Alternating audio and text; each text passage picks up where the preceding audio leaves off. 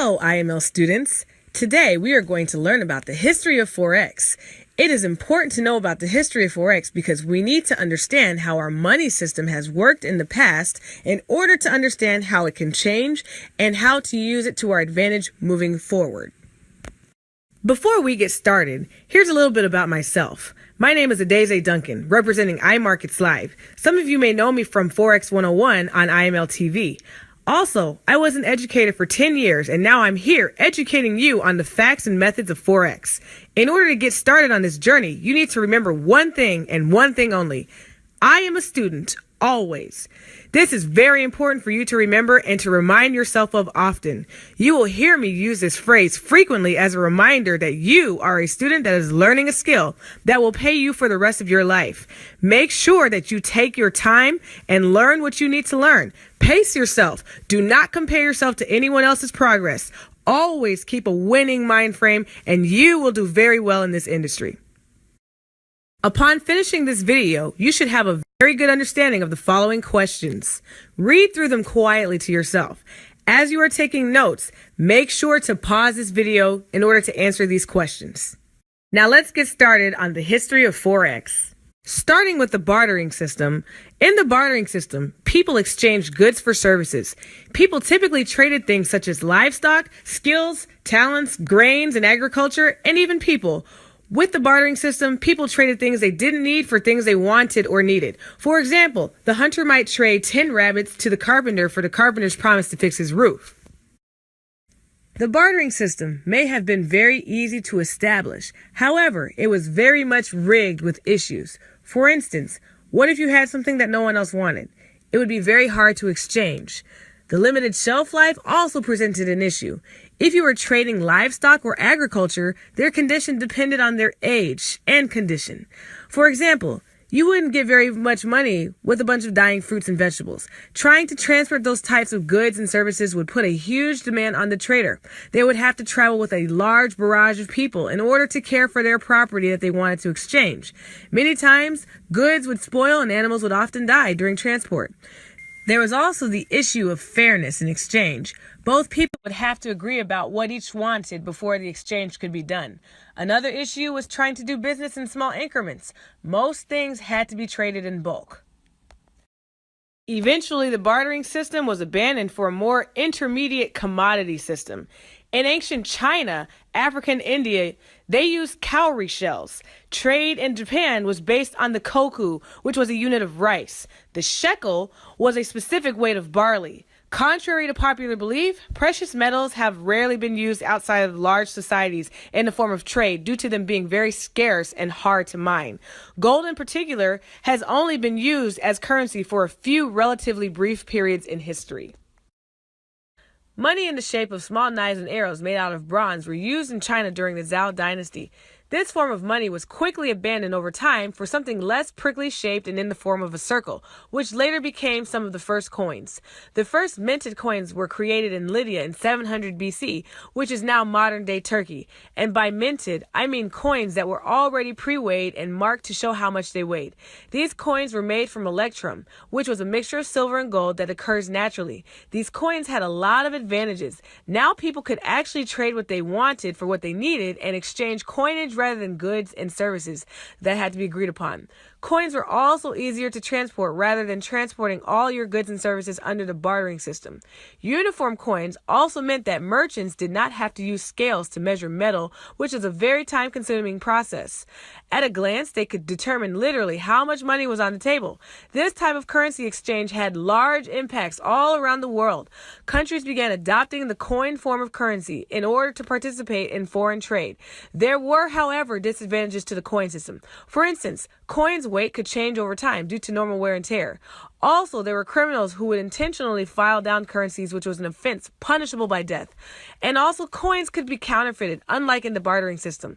Lastly, coins were also very heavy to carry around in large quantities. Also, it was dangerous to carry these large amounts of money. The Chinese invented paper money in the form of notes, or IOUs, around 700 AD. It became too cumbersome to carry around coins of different increments and weights. Eventually, the people of China allowed private institutions to store their gold and silver coins in exchange for certificates that correlated directly to what they personally had stored. These paper notes could then be easily exchanged back into electrum. The advantages to paper was it was very easy to transport due to it being light. Foreign trade became even easier now that you could give specific denominations of what you wanted to exchange. When Marco Polo visited China, he brought the idea of paper money back to Europe with him, where at the time the Italian florin, which was a type of coin, was universally accepted. Unfortunately, these papers could also be easily counterfeited. While these notes were supposed to be a representation of the money being stored, these institutions frequently issued more notes than they had gold and silver, which ultimately hurt the public's confidence in these institutions. These private institutions also gave rise to the use of banks controlled by governments such as the Federal Reserve, which acted similarly during the gold standard system, which will be talked about shortly. Paper money would not see popularity in the West until about the 1600s, when the bank institutions were created to store gold. Right before World War I, many countries began printing more paper money than they had gold. As a result, this caused a devaluing of their money. At one point, it got so bad in Germany that at one point people were burning wheelbarrows of paper money during the winter in order to stay warm.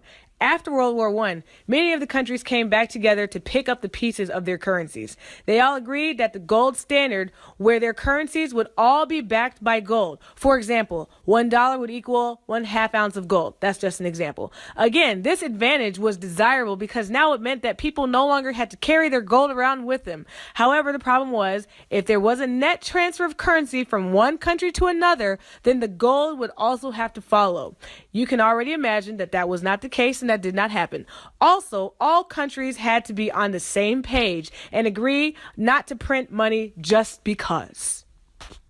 As in the case of all of the other monetary systems, eventually countries began to abandon the gold standard during the Second World War, as they began to print a lot of money to fund their military projects. As they printed more money, the value of the gold to dollar ratio went down even more. After World War II, countries came together to determine a monetary trading system that would work. They wanted something that would allow them to trade and keep currency exchange rates fixed. Also, they wanted to keep all countries in this agreement from printing more money when they needed it. They all agreed that the gold standard was too rigid and they needed something that would allow them to keep a leash on the overprinting of money while still allowing flexibility. In 1944, 44 countries came together in the Bretton Woods, New Hampshire, to come up with a monetary system that would be advantageous to all countries that decided to participate in foreign trade. Because the U.S. held 2/3 of all the world's gold at that time, the U.S. dollar was then chosen to become the world reserve currency, which meant that each other country would then peg their money to the U.S. dollar, and the U.S. dollar would then be pegged to gold. Now, that we're not on that same system anymore. However, the U.S. dollar is still utilized as the world's reserve currency. As a result, in the actual Forex market, you will notice that the US dollar has the highest amount of volume when it comes to trades because all countries tend to deal, well, not all countries, most countries tend to deal with the US dollar when it comes to trading. And now you know why. Out of this meeting came two types of institutions, the IMF and the World Bank. The IMF's job was to lend money to countries who needed help in order to keep them from printing more money, which would cause the other countries' money to become more devalued. The World Bank's job was to lend money to the new developing countries that wanted to expand and build up their infrastructure. This was also an effort to keep them from just creating money. The Bretton Woods system severely constrained the U.S. economy as they were constantly lending out more U.S. dollars while their gold reserves were continuing to dwindle due to most countries requesting gold in exchange for their currency. In 1971, Richard Nixon announced that they would no longer honor the gold exchange and announced that he would be taking the U.S. dollar off of the gold standard. What a big shock to the world! Nowadays, many countries' currencies are not backed by anything of value anymore. Instead, currencies' values are now determined by the floating exchange rate. Floating exchange rate regimes are not influenced by the government, but instead through the forces of supply and demand in the foreign exchange market, also called the Forex market or FX.